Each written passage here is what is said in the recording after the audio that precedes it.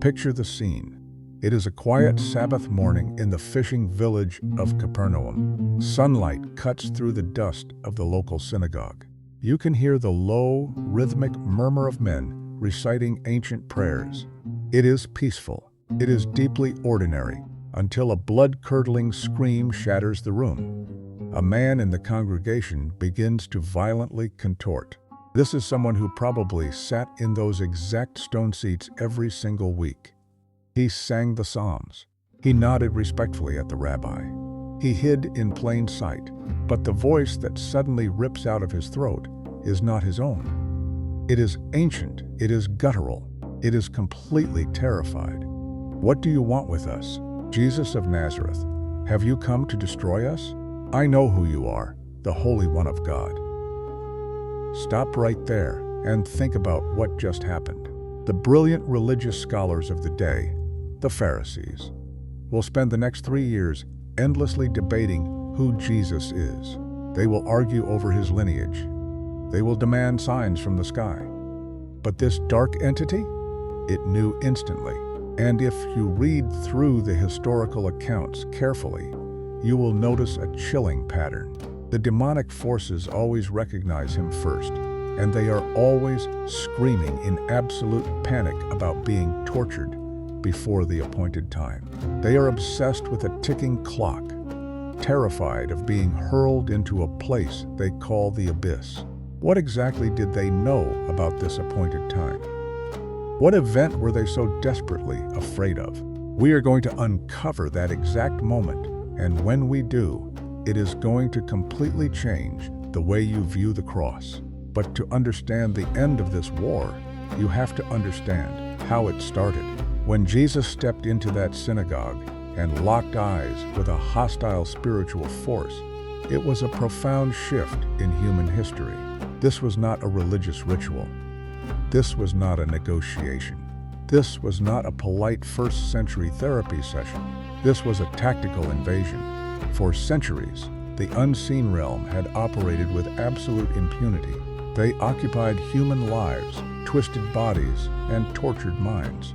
But on that quiet Sabbath morning, the creator of the cosmos walked straight into occupied territory.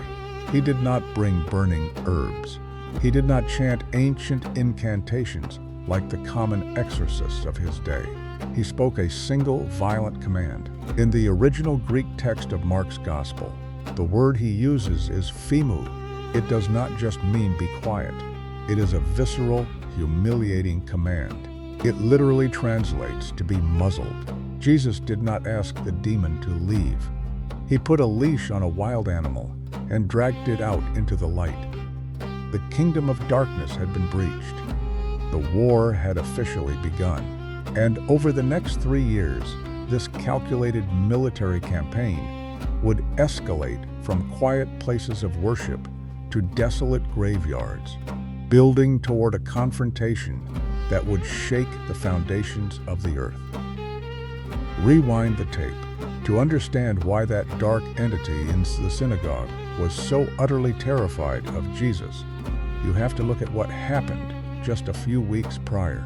You have to look at the brutal, silent expanse of the Judean wilderness. Jesus had been fasting for 40 days. He was entirely isolated. He was physically stripped down to the absolute limit of human endurance, and it was there, in the scorching heat and the blinding dust, that the commander-level confrontation took place. This was not a test of willpower over a loaf of bread. This was a high-stakes summit between two rival kings.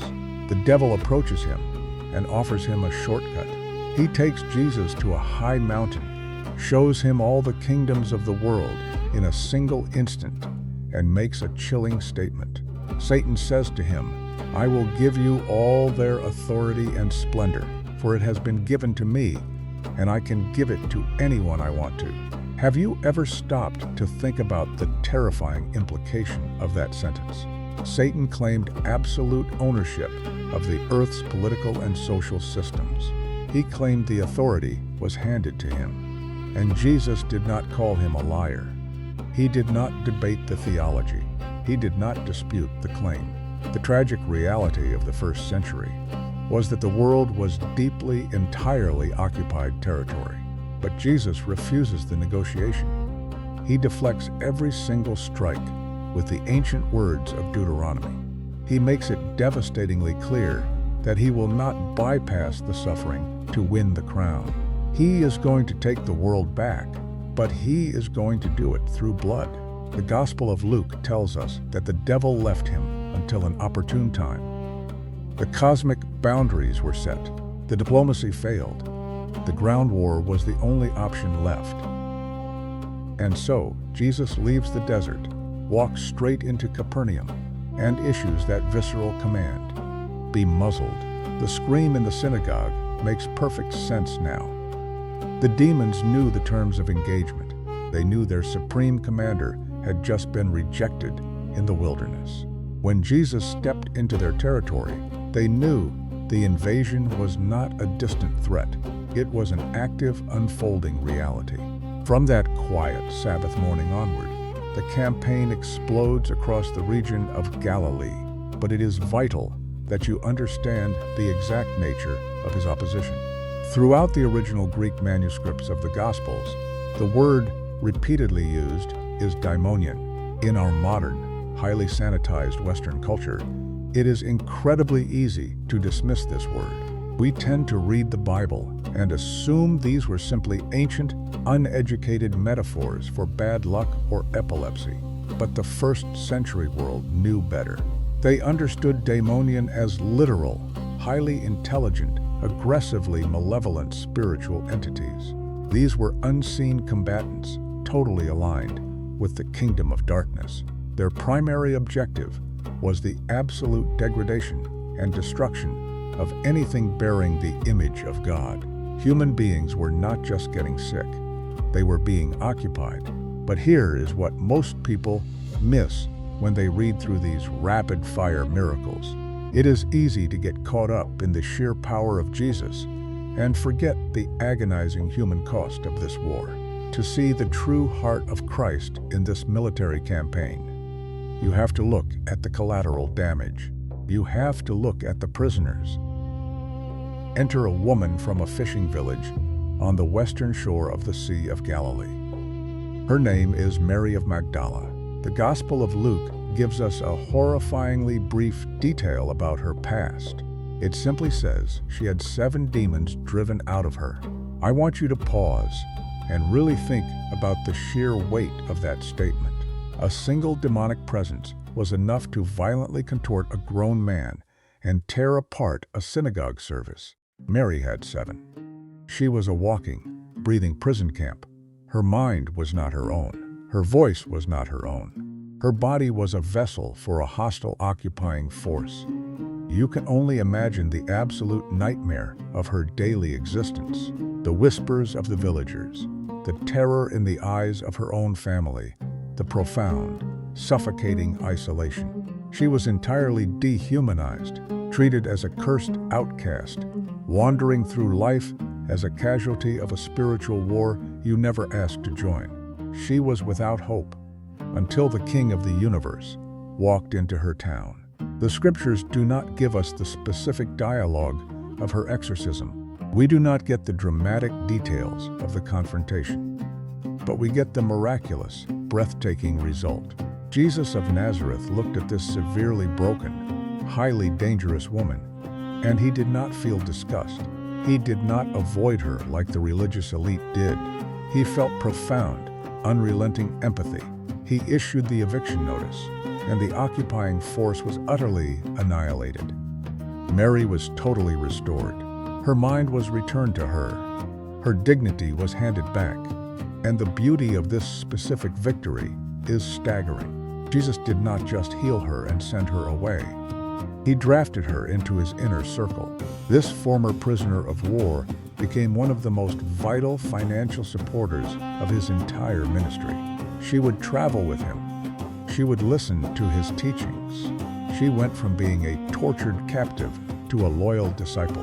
And in a beautiful act of divine poetry, this woman, once completely occupied by 7 demons, would eventually be chosen by God to be the very first human being to witness the resurrected Christ.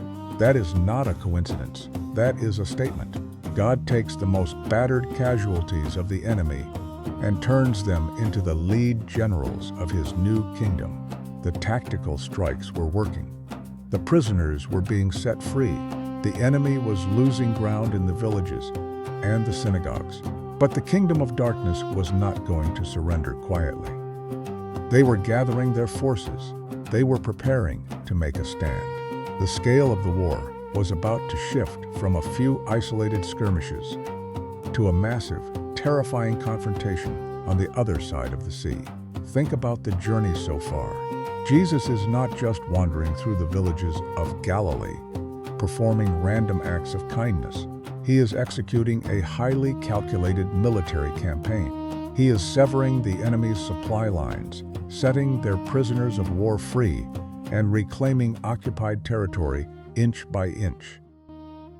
If you are finding this deep dive into the historical reality of the Bible helpful, and if you want to keep exploring the scriptures, not just as ancient, disconnected stories, but as a living, breathing blueprint of spiritual reality, take a second to subscribe to the channel. Your support helps us keep making these deep historical explorations. And we still have so much ground to cover, because while the tactical strikes in Galilee were successful, the kingdom of darkness is about to launch a massive, highly organized counter-offensive. The scale of the resistance is about to multiply into an absolute nightmare. Stay with me, because the scale is about to shift. Up until now, the resistance has been isolated. A man in a synagogue, a woman in a fishing village.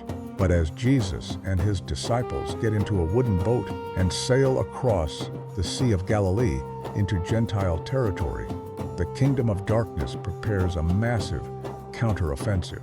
They land on the eastern shore, in a region called the Gerasenes. And the moment Jesus steps off the boat, the escalation hits you like a physical blow. A man comes charging out of the burial caves. Picture the sheer terror of this scene. He is entirely naked. His body is covered in dried blood, dirt, and self-inflicted wounds. The locals of the region had desperately tried to bind him with heavy iron chains. But the unnatural, violent strength tearing through his muscles snapped the metal links like dry twigs. Day and night, this man wandered among the rotting dead, screaming into the darkness and slicing his own flesh with sharp stones. He is an absolute nightmare. But when he sees Jesus, he does not attack.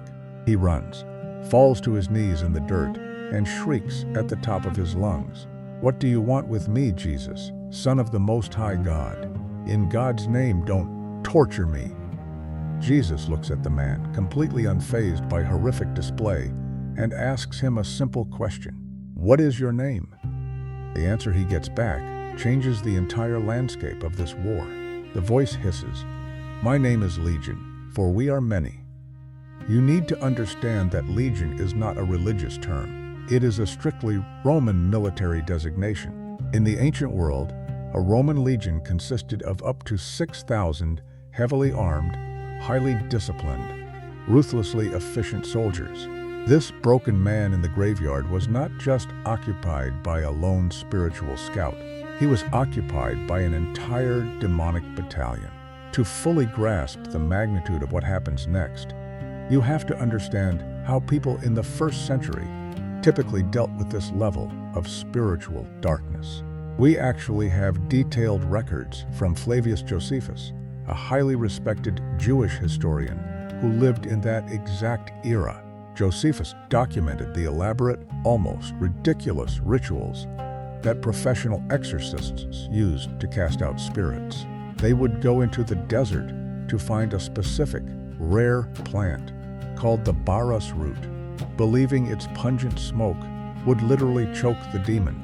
They would recite long, dizzying incantations that they claimed were passed down from King Solomon. They would even tie rings to a possessed person's nose and attempt to physically pull the spirit out through their nostrils. It was superstitious, it was desperate, and it was chaotic. Jesus used absolutely none of that. He brought no burning roots. He chanted no ancient spells. He performed no dramatic, exhausting rituals. He simply stood in front of an entire demonic army, completely unarmed, and looked right at them. He possessed absolute, unquestionable jurisdiction, and suddenly, this massive spiritual army is terrified. They begin to beg him, they actually plead with him, not to order them to go into the abyss. There is that word again, the abyss, the ticking clock, the inevitable doom they are all so desperate to avoid.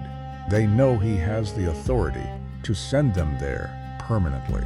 Instead, Jesus gives them permission to enter a nearby herd of 2,000 pigs. The moment they do, the entire massive herd goes entirely mad, rushes down a steep embankment, and plunges into the sea to drown. In one single, devastating tactical move, Jesus neutralized a massive demonic military unit and completely shattered the dark spiritual economy of that entire region. And the man who had been a screaming terror, the locals come out to find him sitting quietly at the feet of Jesus, fully dressed and in his right mind. The prisoner of war was free. But here is what most people miss about this military campaign. You might be wondering, how exactly does Jesus have this kind of unprecedented authority?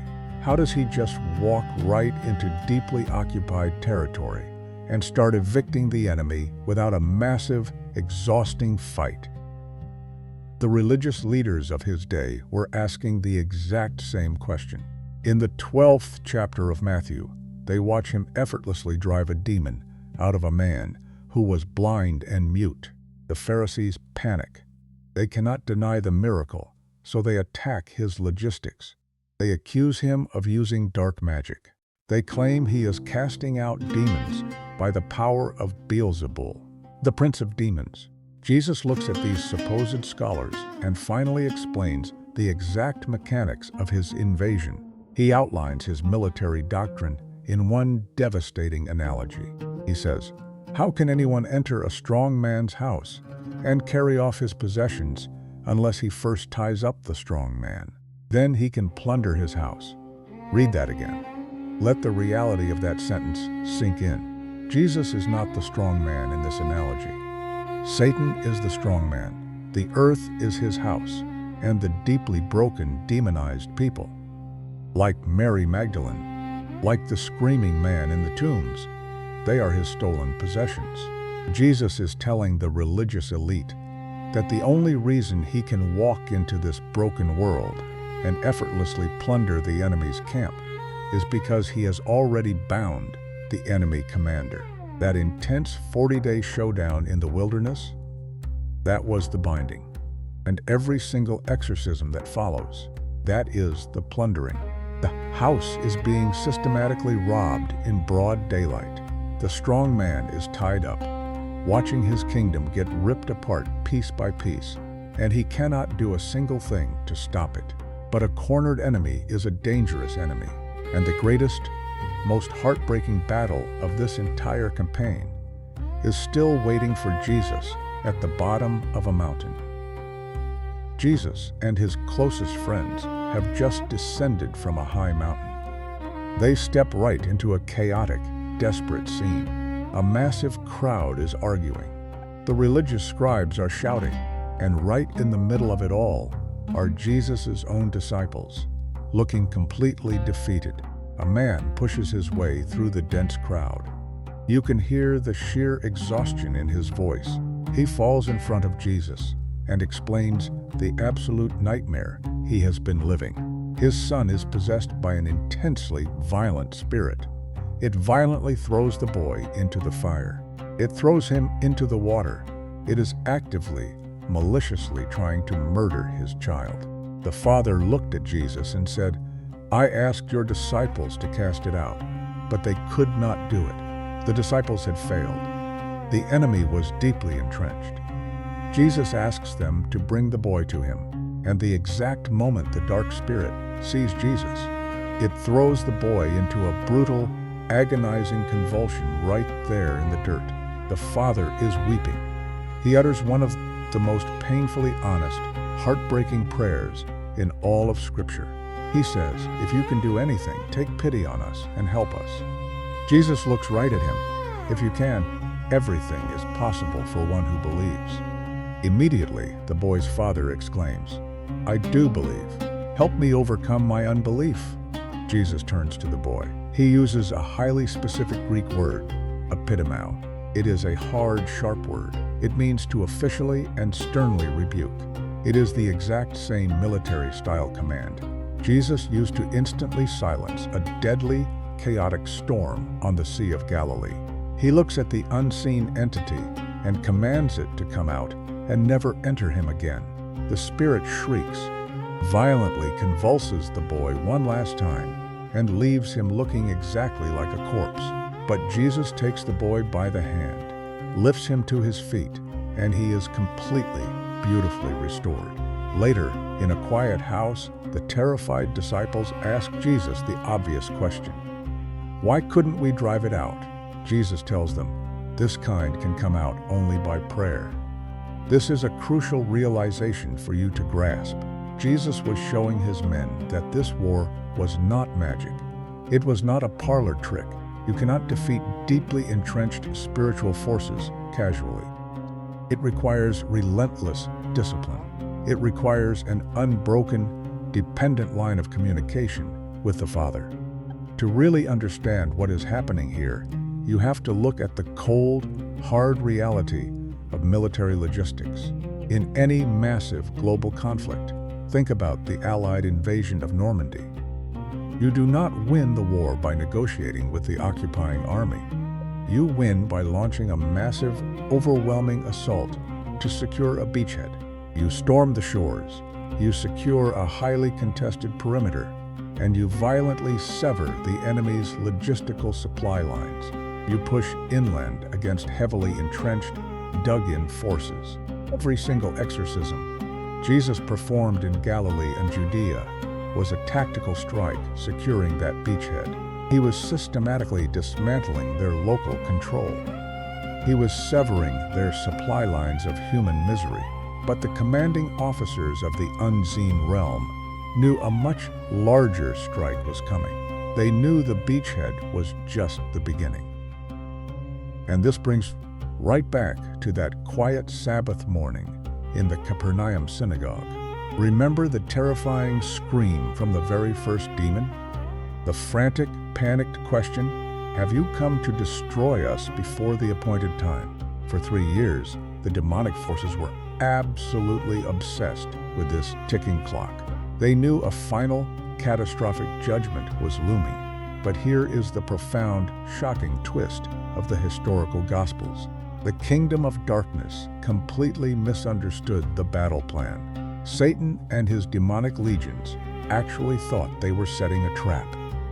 They manipulated the Roman political systems. They twisted the Jewish religious leaders. They orchestrated the brutal betrayal in the garden. They genuinely believed that by nailing the Son of God to a Roman cross, they were executing the ultimate, permanent victory. They thought they were shutting down the invasion for good.